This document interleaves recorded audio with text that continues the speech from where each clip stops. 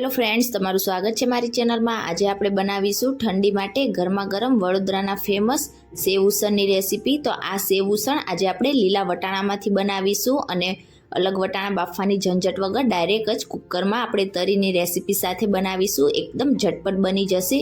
તો ચાલો ઝડપથી બની જાય તેવું લીલા વટાણાનું સેવ ઉસળ બનાવવાનું શરૂ કરીએ।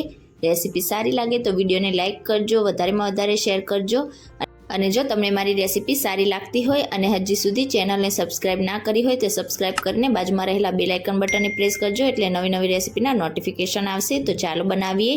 તો સૌથી પહેલાં આપણે ગેસ ઉપર એક જાડા તળિયાવાળું કુકર રાખીશું અને તેમાં 4 થી 5 મોટી ચમચી જેટલું આપણે તેલ ઉમેરીશું। સેવ ઉસળમાં તેલનું પ્રમાણ તમારે થોડુંક ચડિયાતું રાખવાનું। અને હવે તેમાં 4 મીડિયમ સાઇઝની ડુંગળીની આ રીતે પેસ્ટ કરીને ઉમેરી દઈશું। તો અહીંયા ડુંગળીની પેસ્ટ તમે કરશો એટલે તેમાંથી થોડુંક પાણી રિલીઝ થશે, એટલે તમારે પેસ્ટ કરતી વખતે બિલકુલ પણ તેમાં પાણીનો ઉપયોગ નથી કરવાનો। મિક્સ કરી દઈશું સારી રીતે અને સ્લો ગેસની ફ્લેમ પર આપણે ડુંગળીને 2 મિનિટ માટે સાતળીશું।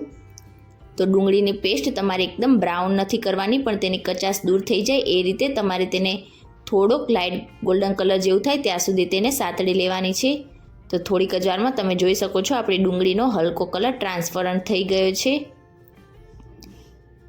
તો હવે તેમાં આપણે 2 ચમચી જેટલી આદુ અને લસણની પેસ્ટ ઉમેરીશું। તો 4 થી 5 કળી લસણની અને 1 ઇંચ આદુના ટુકડાની મેં આ રીતે એકદમ ઝીણી પેસ્ટ વાટીને કરી દીધી હતી। મિક્સ કરીશું અને આદુ લસણની પેસ્ટને પણ આપણે 2 મિનિટ માટે સ્લો ગેસની ફ્લેમ પર સાતળીશું।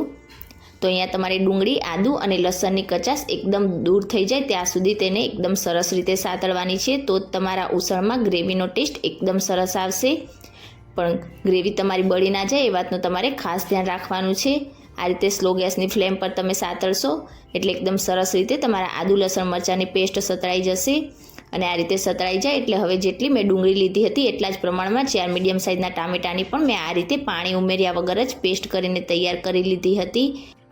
સાથે સ્વાદ પ્રમાણે મીઠું ઉમેરીશું એટલે ટામેટાની પેસ્ટ છે તે જલ્દીથી કૂક થઈ જશે। મિક્સ કરી દઈશું સારી રીતે અને ટામેટાની પેસ્ટને પણ જ્યાં સુધી આપણે તેમાંથી પાણીનો ભાગ એકદમ સરસ રીતે બળી ના જાય અને તેલ સેપરેટ ના થવા લાગે ત્યાં સુધી આપણે તેને સ્લો ટુ મીડિયમ ગેસની ફ્લેમ પર સાતળીશું। તો અહીંયા તમારી ગ્રેવીની કચાશ એકદમ સરસ રીતે દૂર થઈ જશે એટલે ઉસળમાં તેનો ટેસ્ટ એકદમ સરસ આવશે। તો તેને સાતળવી ખૂબ જ જરૂરી છે। તો જ્યાં સુધી તેલ સેપરેટ ના થઈ જાય ત્યાં સુધી આપણે ટામેટાની પેસ્ટને એકદમ સરસ રીતે સાતળીશું।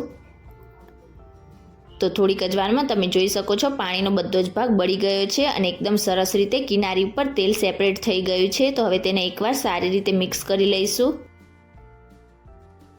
અને હવે મિક્સ થઈ જાય એટલે તરી બનાવવા માટે આપણે બાઉલમાં 3 થી 4 ચમચી જેટલી ગ્રેવી આ રીતે અલગ નીકાળી લઈશું। તો તમારે જેટલા પ્રમાણમાં તરી બનાવવી હોય એટલી તમારે આ રીતે ગ્રેવી બાઉલમાં અલગ નીકાળી લેવાની। તો 4 ચમચી જેટલી મેં આ રીતે ગ્રેવી બાઉલમાં નીકાળી લીધી છે। હવે બાકીની ગ્રેવીને આપણે એકદમ સરસ રીતે મિક્સ કરી લઈશું અને હવે તેમાં મસાલા કરી લઈશું। અડધી ટીસ્પૂન હળદર પાવડર ઉમેરીશું, 1/2 ટીસ્પૂન ધાણા જીરું પાવડર ઉમેરીશું, અડધી ટીસ્પૂન ગરમ મસાલો ઉમેરીશું, 1 ટેબલસ્પૂન જેટલું કશ્મીરી લાલ મરચું પાવડર ઉમેરીશું અને 1/2 ટીસ્પૂન જેટલો ઉસળ મસાલો ઉમેરીશું। જો એ ના હોય તો તમે તેની જગ્યાએ પાવભાજી મસાલાનો ઉપયોગ પણ કરી શકો છો। હવે બધા જ મસાલાને એકદમ સરસ રીતે મિક્સ કરીને 1 મિનિટ માટે આપણે મસાલાને સાતળીશું। તો લગભગ 1 મિનિટ જેવું મેં બધા જ મસાલાને સારી રીતે સાતળી લીધું છે। હવે તેમાં 2 કપ જેટલા ફ્રેશ લીલા વટાણા ઉમેરીશું અને હવે વટાણાને એકદમ સરસ રીતે મિક્સ કરીશું અને 2 મિનિટ માટે આ રીતે તેને સાતળીશું એટલે બધી જ ગ્રેવી અને મસાલાનું કોટિંગ આપણા વટાણા ઉપર એકદમ સરસ રીતે થઈ જશે। તો થોડીક જ વારમાં તમે જોઈ શકો છો આપણા વટાણા ઉપર બધી જ મસાલાની ગ્રેવીનું કોટિંગ એકદમ સરસ રીતે થઈ ગયું છે। હવે આપણે વટાણાને બાફવા માટે તેમાં 1 કપ અને ઉપરથી 1/4 કપ જેટલું પાણી ઉમેરી દઈશું। તો અહીંયા વટાણાને બાફતી વખતે તમારે વધારે પડતું પહેલાં પાણી નથી ઉમેરી દેવાનું। આ રીતે વટાણા ડૂબે એટલું જ આપણે પાણી ઉમેરીશું। તો 1 કપ અને 1/4 કપ જેટલું મેં પાણી ઉમેરી દીધું છે। મિક્સ કરી દઈશું સારી રીતે અને ઉસળ બનાવવામાં જે પાણી આપણે ઉમેરીશું તે વટાણા સરસ બફાઈ જાય ત્યાર પછી આપણે ઉપરથી ઉમેરીશું। તો આ રીતે મિક્સ થઈ જાય એટલે હવે પ્રેશર કુકરનું ઢાંકણ ઢાંકીને આપણે તેને મીડિયમ ટુ હાઈ ગેસની ફ્લેમ પર ફક્ત 2 વિસલ કરી લઈશું। તો 2 જ વિસલમાં આપણા વટાણા એકદમ સરસ રીતે બફાઈને સોફ્ટ થઈ જશે।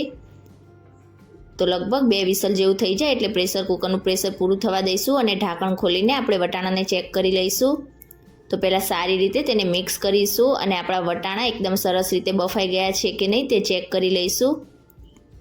તો અહીંયા તમે જોઈ શકો છો આપણે એક વટાણાને આ રીતે હાથમાં લઈને પ્રેસ કરીએ તો એકદમ સરસ રીતે પ્રેસ થઈ જાય છે, મીન્સ કે આપણા વટાણા એકદમ સરસ રીતે કૂક થઈ ગયા છે।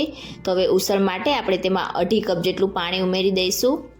અહીંયા તમને ઉસળ જે રીતનું પસંદ હોય તમે પાણી એ રીતે ઉમેરી શકો છો, પણ આપણે જેટલું પાણી ઉમેર્યું છે તે ઉસળની કન્સિસ્ટન્સી માટે એકદમ પરફેક્ટ છે। મિક્સ કરી દઈશું સારી રીતે। તો અત્યારે મેં ગેસની ફ્લેમ હાઈ રાખેલી છે અને હવે આપણું ઉસળ થોડું ઘટ્ટ થઈ જાય તેના માટે અહીંયા મેં 2 ચમચી જેટલો ચણાનો લોટ લઈ લીધો છે। અહીંયા તમારે વધારે પડતા ચણાના લોટનો ઉપયોગ બિલકુલ પણ નથી કરવાનો, તો ફક્ત મેં 2 ચમચી જેટલો ચણાનો લોટ લઈ લીધો છે। હવે તેમાં 2 થી 3 ચમચી જેટલું આપણે પાણી ઉમેરીશું અને બિલકુલ પણ ગાંઠા ના રહે એ રીતે આપણે ચણાના લોટને મિક્સ કરી લઈશું। તો લોટ આપણો એકદમ સરસ રીતે મિક્સ થઈ ગયો છે। આ રીતે તમારે પાતળું જ બેટર રાખવાનું છે અને હવે આપણે આ રીતે ઉમેરતા જઈશું અને મિક્સ કરતા જઈશું। તો આ રીતે થોડોક ચણાનો લોટ ઉમેરવાથી તમારું ઉસળ છે તે એકદમ ઝડપથી થોડીક જ વારમાં ઘટ્ટ થઈ જશે। મિક્સ કરીશું સારી રીતે અને હવે 5 થી 6 મિનિટ માટે આપણે હાઈ ગેસની ફ્લેમ પર તેને ઉકળવા દઈશું। તો લગભગ 5 થી 6 મિનિટ જેવું થઈ ગયું છે। હવે આપણે ઉપરથી અડધા લીંબુનો રસ ઉમેરીશું। આ રીતે થોડુંક લીંબુ ઉમેરવાથી તેનો ટેસ્ટ ઉસળમાં એકદમ સરસ લાગશે। અને હવે ઉપરથી ફ્રેશ ઝીણા કટ કરેલા લીલા ધાણા ઉમેરીશું। મિક્સ કરી દઈશું એકદમ સારી રીતે। તો અહીંયા આપણી ઉસળની કન્સિસ્ટન્સી તમે જોઈ શકો છો એકદમ પરફેક્ટ થઈ ગઈ છે। તો આનાથી વધારે આપણે તેને બિલકુલ પણ હવે નહીં કૂક કરીએ। ગેસની ફ્લેમ મેં ઓફ કરી દીધી છે અને તમે જોઈ શકો છો વટાણા અને ઉસળ બંને એકસાથે પડે છે, મીન્સ કે તેની કન્સિસ્ટન્સી એકદમ પરફેક્ટ છે। હવે આપણે તરી બનાવી લઈશું। તો તેના માટે મેં અહીંયા ગેસ ઉપર એક વઘાર પેન રાખેલું છે અને હવે તેમાં 3 ટેબલસ્પૂન જેટલું તેલ ઉમેરીશું। તરી બનાવવામાં તમારે તેલનું પ્રમાણ થોડુંક વધારે રાખવાનું અને આપણે જે ગ્રેવી અલગ નીકાળીને રાખી હતી તે બધી જ આ રીતે તેલમાં ઉમેરીશું અને મિક્સ કરીને આપણે તેલમાં તેને 1 મિનિટ માટે સાતળી લઈશું। તો ગ્રેવીને મેં 1 મિનિટ જેવી સાતળી લીધી। હવે તેમાં અડધી ટીસ્પૂન ઉસળ મસાલો અને 1 ટેબલસ્પૂન જેટલું આપણે કશ્મીરી લાલ મરચું પાવડર ઉમેરીશું। મિક્સ કરી દઈશું સારી રીતે। તો આ રીતે કશ્મીરી મરચું પાવડર ઉમેરીશું એટલે તેનો કલર આપણી તરીમાં એકદમ સરસ આવશે। અને મિક્સ થઈ જાય એટલે હવે ફક્ત 2 ચમચી જેટલું આપણે આ રીતે ઉપરથી પાણી ઉમેરીશું, મિક્સ કરીશું અને ફક્ત 1 મિનિટ માટે આપણે તેને સ્લો ગેસની ફ્લેમ પર કૂક કરી લઈશું। તો 1 મિનિટ જેવું મેં તેને કૂક કરી લીધું છે અને અહીંયા તમે જોઈ શકો છો આપણી એકદમ પરફેક્ટ તરી બનીને તૈયાર થઈ ગઈ છે। તો ગેસની ફ્લેમ આપણે ઓફ કરી દઈશું અને હવે અહીંયા મેં થોડીક જાડી સેવ આવે છે તે લઈ લીધી છે। હવે આપણે મસાલા સેવ બનાવવા માટે તેમાં અડધી ટીસ્પૂન ઉસળ મસાલો ઉમેરીશું। જો તે ના હોય તો તેની જગ્યાએ પાવભાજી મસાલો પણ ઉમેરી શકો છો। અને આપણે જે તરી બનાવી છે તે 1 ચમચી જેટલી તરી આપણે ઉમેરીશું। થોડાક લીલી ડુંગળીના પાન ઉમેરીશું અને હવે બધી જ વસ્તુને આપણે એકદમ સરસ રીતે મિક્સ કરી લઈશું એટલે આપણી સેવ ઉપર મસાલાનું કોટિંગ એકદમ સરસ રીતે થઈ જશે। આ મસાલા સેવને તમે સેવ ઉસળની સાઈડમાં સર્વ કરશો એટલે ખાવામાં બહુ ટેસ્ટી એવી લાગશે। તો અહીં આપણી સેવ તૈયાર થઈ ગઈ છે। હવે ગરમા ગરમ ઉસળને આપણે પ્લેટમાં સર્વ કરીશું। તો આ રીતે પ્લેટમાં આપણે પહેલાં તો જે ઉસળ બનાવ્યું છે લીલા વટાણાનું તે ઉમેરીશું અને ત્યાર પછી આપણે જે મસાલા સેવ બનાવી છે તે સર્વ કરીશું અને સાઈડમાં આપણે તરી પણ સર્વ કરીશું। સાથે જ આપણે ઉસળના ઉપર થોડીક આ રીતે મોળી સેવ, લીલી ડુંગળીના પાન, થોડીક સૂકી ડુંગળી, થોડાક ધાણા અને જે તરી આપણે બનાવી છે તે આ રીતે ઉમેરીને સર્વ કરીશું। તો આજની મારી રેસીપી તમને કેવી લાગી મને કમેન્ટ કરીને ચોક્કસથી જણાવજો। રેસીપી સારી લાગી હોય તો વિડીયોને લાઇક કરજો, વધારેમાં વધારે શેર કરજો અને ચેનલને સબસ્ક્રાઈબ કરીને બેલ આઇકનને જરૂરથી ક્લિક કરજો। Thank you for watching.